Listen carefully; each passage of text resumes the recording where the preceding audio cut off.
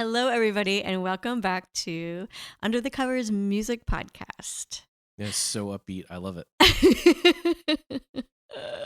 Where we choose a song that we love and go back and forth talking about it and how it influenced our lives. And then at the end of our talking about it, we perform it. You know, Listen.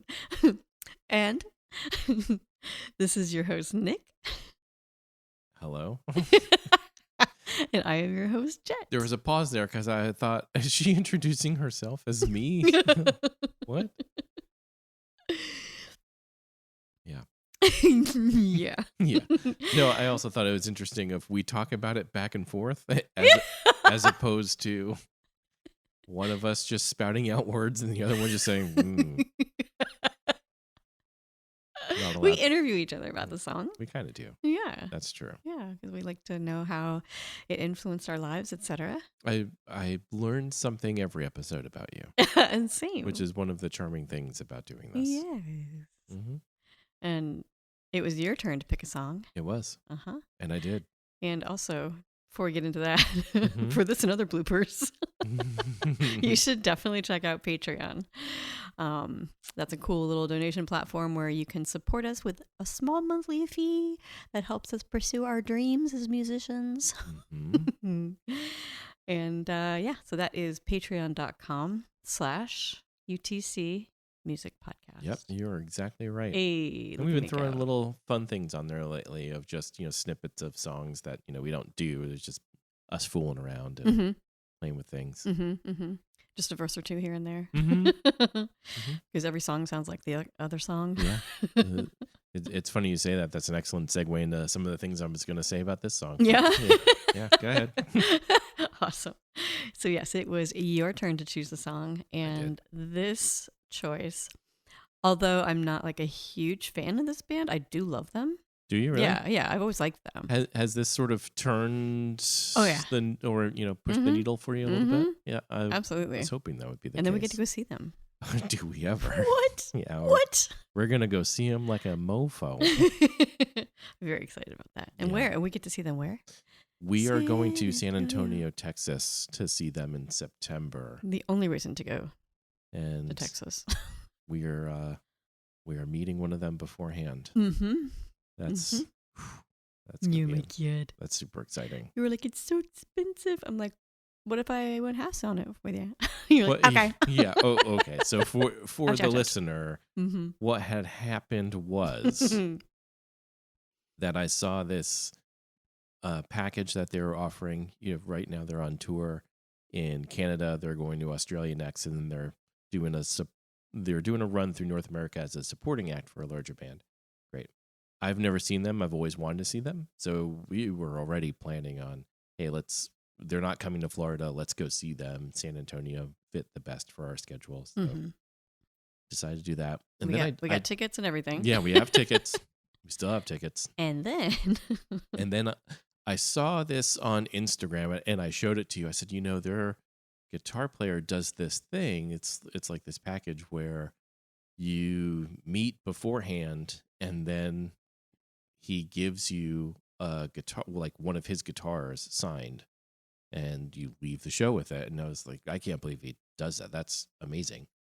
And he said, well, how much is that? I said, I don't want to know because I don't want to put myself in the position of like, I really want to do that because this guy's been a hero of mine for a long time. So you took it upon yourself to do the research and look into it and check it out. And I was like, how off-puttingly expensive is this? well, Kind of.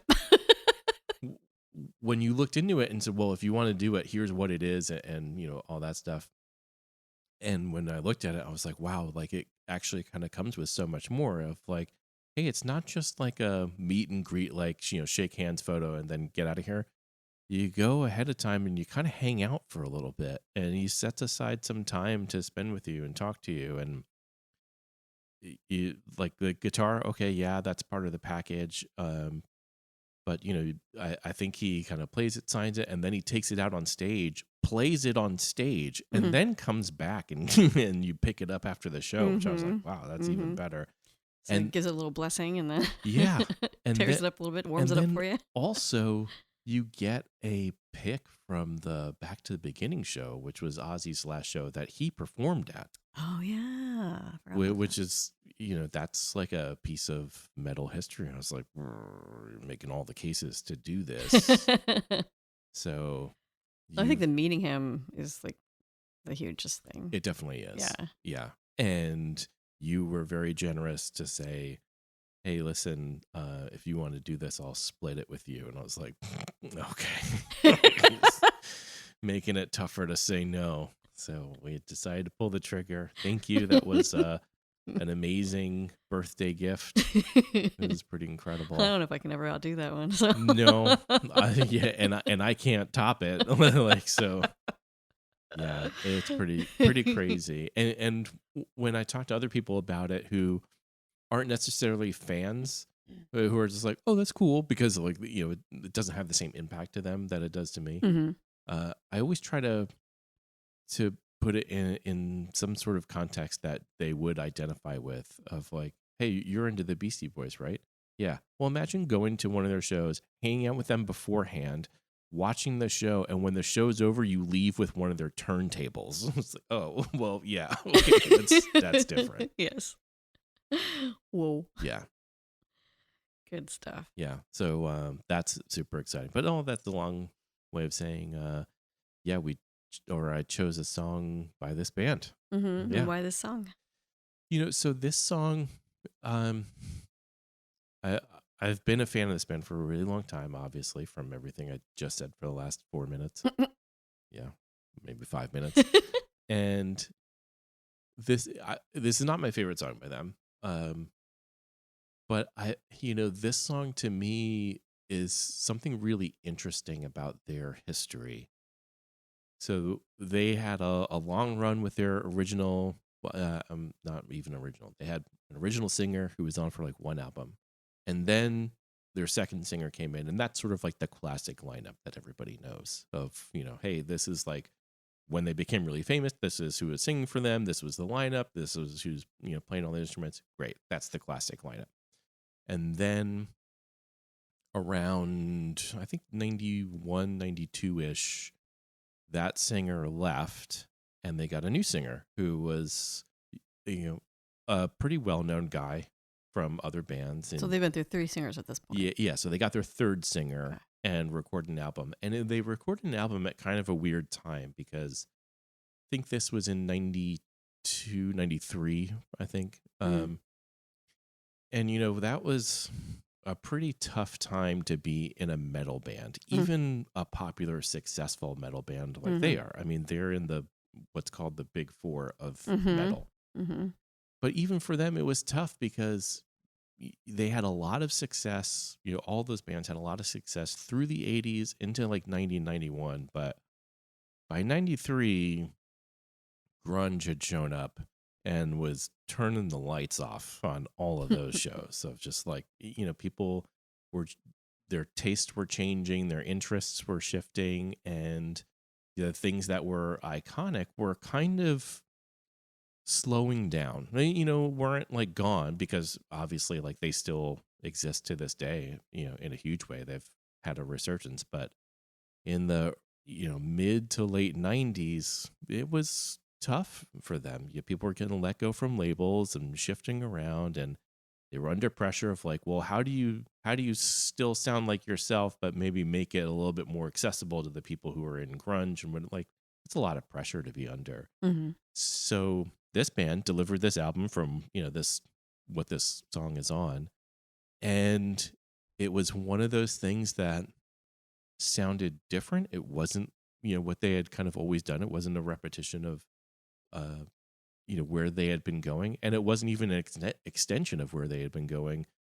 It was sort of a turn. Some people were on board. Some people were not on board. It happens. It does happen. And I remember hearing this and I was like, wow, this is really different from them, but it's still really cool. And it's still definitely them. And I really respected that. And I thought it was cool and I thought it was interesting. And they had this new singer and I was like, wow, yeah, yeah, like, all right, like this is going to work out. This is going to work out just fine for them. And it did. Like, they put out several albums with that singer up through, I think, the early 2000s. And then the second singer came back and that's who's with them again. So minus the lead guitar player, they're back to their classic lineup. And I just thought it was an interesting way for them. Like, believe it or not, this is one of their more popular songs. Like it got onto the Billboard where like other things really kind of hadn't. They were always like, an underground like big band, part of the big four. And that was kind of normal too for those bands. Like you didn't hear a lot of those bands, like none of them had MTV videos. I think these guys did. Like up through like 87, 88, no MTV. True. No popular radio airplay. It was all, underground or like, you got to tune to the heavy metal station to hear this. Right. Yeah. When did Headbangers Ball start? I was going to say, like, the only time you would see stuff like this is Headbangers Ball, which I think started in 87. Okay. So it's like, okay, well, if you want to see stuff by these guys, you're going to have to watch MTV at like 1 a.m. Yeah. Otherwise, it's going to be like LL Cool J videos. Like, all right, well, yeah, you're just kind of out of luck there. Yeah. I thought it was interesting also. I know I'm sort of like monopolizing a lot of this, but, I read that James Hetfield said that this is a perfect song in his opinion. Huh. Which I was like, wow, that's big. Because the double bass, yeah. Well, good. I think, and obviously I don't know because I don't know him, but when I heard that he said that, it kind of reminded me why I thought it was such a great song, and some commonalities I think with a lot of great rock music in general is that this song has sort of a chord structure and vocal melody that really transcends the style and genre that it's in, where it can be translated to almost like you could write this song in almost any genre and it would still work and it would still be popular and people would still latch onto it because it has some really great common threads. And that's a really, really rare thing to do as a musician. Like, obviously, this is episode 54 of taking songs and stripping away everything that we can to do it with just two people and have it still work and keep what's there. And this is one of those songs where it doesn't rely on double bass, drums or loud, fast guitars. I mean, those things are in there and they're great, but it's a really rare thing to get a song where, hey, if you distill this down to just like chords and the words and vocal melodies, you still have something special. Like personally, I think I've maybe written 1-2 songs maybe that I think would qualify for that. And Take a Bow, which is our lead-in music actually. It, like when we played that acoustic, like just you and I, that said to me of like, oh, you have something here because as nice as it is to have the full band playing that, you can also do this other thing. So every now and then you come across these songs that that transcend the genre that they're in, and they're just great songs and great ideas and great structure and great lyrics and great melodies. And I have a feeling that that's sort of what Hetfield was kind of touching on. Yeah, because even lyrically, it could cross like 3 different subject pieces. Yeah, I mean, I couldn't tell you what these lyrics are about. Like, of course. It's definitely relationship based, but that could be a relationship with the world, a relationship with a government. It could be a person, society. Yeah. It's a transcendental subject matter. Yeah, I had picked up at least that much of like, this is a song about personal struggle with the things or people around you. Got it. which is very like, yes, that's right in that lane Mm-hmm. for that band. Totally makes sense. Got it. Yeah. Uh-huh.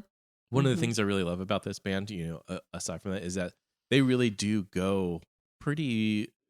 They occupy a pretty wide spectrum where they have songs that are very socially conscious, that are Mhm. very personal and deal with a lot of things, but they're not afraid to have fun and just be silly Mhm. and just go crazy. Mhm. Yeah, they write, just really off the wall bananas kind of stuff. They put out an album of B-sides, and they wrote like this acoustic ballad that's like an 80s acoustic ballad that's all about, a guy that like sleeps with all the friends of the girlfriend and stuff. Like it's just silly.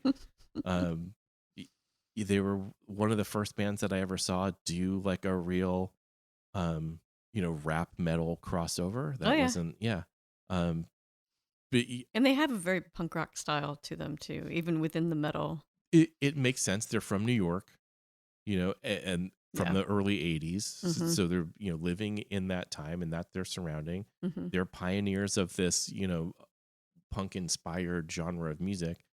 But even in like, 85, 86, 87, you'd see them on stage wearing like Public Enemy t-shirts and stuff where it's like no one was doing that. Right. Yeah. Yeah. Yeah, long before they eventually had a crossover with them, which now, if you're wondering who I was talking about, you definitely know now. But yeah, okay, Aerosmith, Run DMC, that's fine. That's sort of like the sort of more popular version. But Mhm. these guys were already doing it. Mhm. Public Enemy was using their guitar riffs. What? No, Public Enemy was using Slayer guitar Oh yeah. riffs in their songs, and it's. I mean, like they're all sort of associated with that. Yeah. Yeah. Like, Public come Enemy play with us. Public Enemy did call this band out in the lyrics of one of their songs. Mm. Yeah, in a positive way, not Mhm. like I hope so. yeah, yeah. I wonder if they were like label mates. That's one, yeah, no way of knowing. I think Public Enemy and Slayer were on the same label for a little while. I think they were both on Def Jam. Mm. Yeah, Oh wow, funny. yeah, yeah. Oh, very encompassing. hmm Yeah, but also this band just occupies a really strong place in metal history. Mhm. Yeah. Yeah, I mean, even to be part of the Big Four. Be part of the Big Four, and all the things that have happened with those bands. Like, yeah, they're right there with all of it. It's pretty Mhm. amazing. Mhm. hmm I had a lot of fun with this one. Yeah. Mhm. Yeah. Tell me about like, your preconceptions of, you knew who this band was. You knew I was a big fan of them, but, obviously I don't think that you really spent any time with their catalog. No. Yeah. So tell me what it was I like know it's coming been to on the radio. this. Yeah. Yeah. Yeah. You're like, who is this? Oh, it's these people. Oh, okay. Yeah, this is cool. And that's Yeah. that's kind of my association with electronic music. I hadn't even heard, this song, Mm-hmm. but the vocal tone, like the key that it's in is kind of perfect, Mm-hmm. and it lets me put a lot of force behind it, which you should anyway. Yeah. And his vocal tone in this song is you could almost hear Chris Cornell You said that. I had never thought that, and you said that, and I just was in a like, couple spots. yes. Yeah. I can hear that of, Mhm. hey, here are some of those, genre crossing Mhm. commonalities that just work. Mhm. Yeah. I think it'd be interesting to hear them cover a Soundgarden song with that singer. Oh Would man. be really cool. Yep. That would Yeah. be awesome. I could see them doing like Spoon Man or something weird. Oh yeah. That's like super, drum focused with really, really heavy riffs behind it. Yeah. Yeah. Yep. Cool stuff. Oh. I would pay good money to see this band cover Rusty Cage. I was just thinking that. Oh, whoa. Like Spoon Man would be cool, but Rusty Cage would be even better. Oh yeah, it totally would. Oh yeah. Yeah, I can hear him belting that out. Unbelievable. Even with the second singer that they're with now, I could still hear that. Mm-hmm. Yeah. Yeah, cool stuff. Yeah. So okay, so you kind of knew who they were, not super familiar with them, and then I slid this song across the table to you. But, tell me about getting that and coming to it and adopting it. Oh, it was just basically 2 straight days of just listening to it. Of just this song? Yeah. I just like did a total immersion to and from work. Well, not while I was at work, but like, as soon as I got back in the car kind of thing. And the lyrics are, like I said, really fun and definitely timely. Yeah. Timeless, I should say. Yeah, that too. But yeah, I just kind of just did a total immersion and played around with the vocal tone, and then we figured it out last night. Yeah, we did. It's funny. Last night it was sort of a roller coaster because when we started rehearsing it, we kind of figured it out. We're like, okay, this is what we want to do with it. Got it. We recorded it. We're like, okay, that's fine. We had planned to do recording today. Yeah. When I was like, I kind of got my chops all warmed up. Let's just try it now. Yeah, let's go for it. Yeah, and we got so close, and then we got so far. Well, yeah, we went for it. We did a pass, and we're like, okay, that's fine. Let's do another one. We did another one, and then it just started going downhill. Then we couldn't get through it. Then we'd mess up the beginning. Then we're getting further and further away from it. And at one point, I did say hey, is this a tomorrow thing? And you're like, you shut your mouth. We're doing this. You turn into Phil Anselmo all of a sudden. Yeah. After that, I was like, okay, all right, nope, 2 more takes or it's done. And we got it. We did. We got it. We did. I hope so. Yeah, I had never really considered, hey, what would this band sound like acoustic? Because so much of the identity of this band to me lies within the guitar. Yeah, thrash guitar. Yeah, yeah. And old Iron Hand doing the rhythm. So seriously, yeah. So it was neat to find sort of the underlying. Hey, you could pull all that away and still have this. Is neat. Mm-hmm. Yeah, we definitely have to send him a link after you meet him. Yeah, yeah. Or just say to him hey, a few months ago we covered this on acoustic. And either he's going, oh, that's cool, or he's gonna be like, oh yeah, everybody does that. Right? Yeah, I wonder what he's gonna say. Yeah, I've heard a lot of those. Oh, all right. Well. Were the girls singing? Yeah. So how did you end up on an episode of News Radio? Yeah.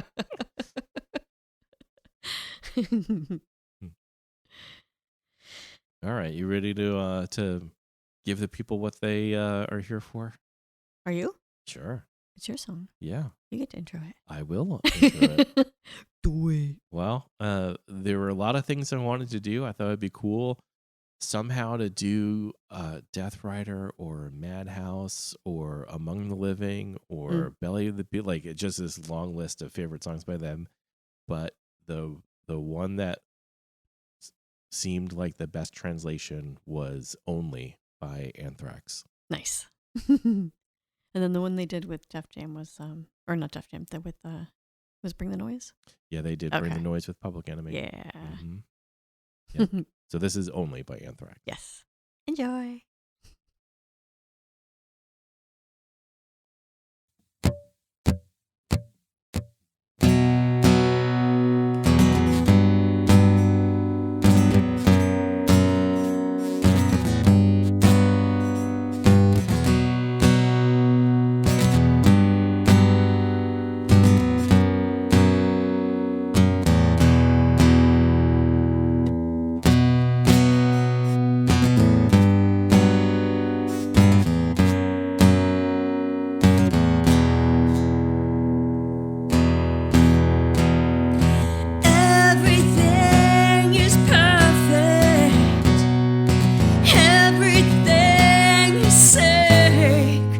And that's it. You can't tell me to stop it. You can't tell me not to quit. And that's it. Revolve around yourself. It's you and no one else. Hard for me to stay. Swinging moods that change. Calmness to deranged. Unpredictable.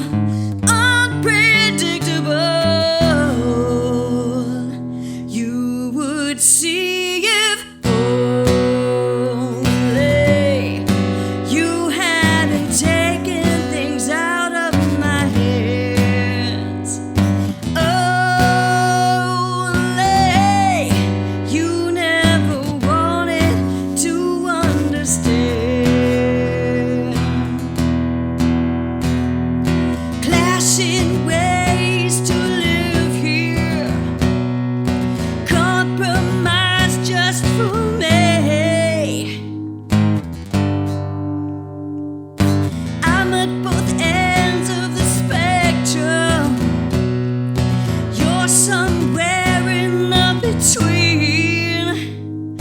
Oh, come clean, revolve around yourself. It's you and no one else. Hard for me to stay. Swinging moods that change, calmness to derange. Unpredictable, unpredictable. You would see if only you hadn't taken things out of my hands. Only you never wanted to understand.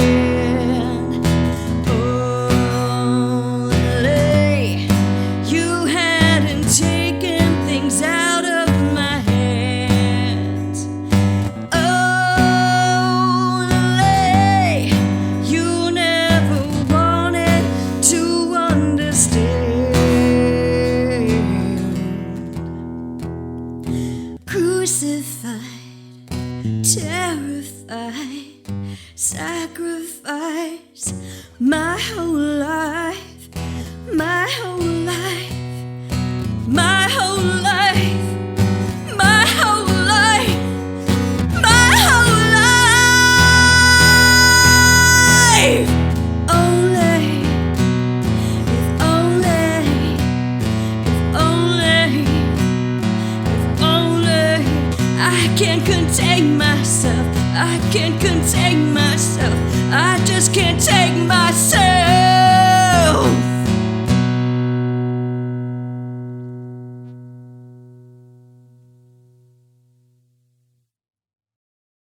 Thank you for listening to this episode of Under the Covers, available wherever you listen to podcasts.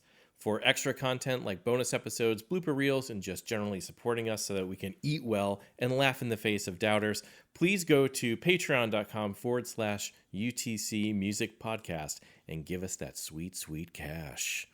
Come follow our social and YouTube platforms at UTC Music Podcast so that we can feel important and loved. So radio station call signs start with a W if they're east of the Mississippi, I think, and K if they're west of the Mississippi. So California radio stations are like K-Rock, KROQ. But New York radio stations, Dubs. WNYX, News Radio 720, Bill McNeil. Oh. I don't know. No, it's from the show News Radio. Oh, right. But that's accurate. Like when you watch Frasier, KACL in Seattle, or WKRP in Cincinnati. That's fun. Yeah. I never knew. Well, I'm a wealth of useless knowledge. I could not say useless for a moment. I want to get into broadcasting. Don't spit out your tea. Don't do it. Don't you. Yeah, swallow it, lady.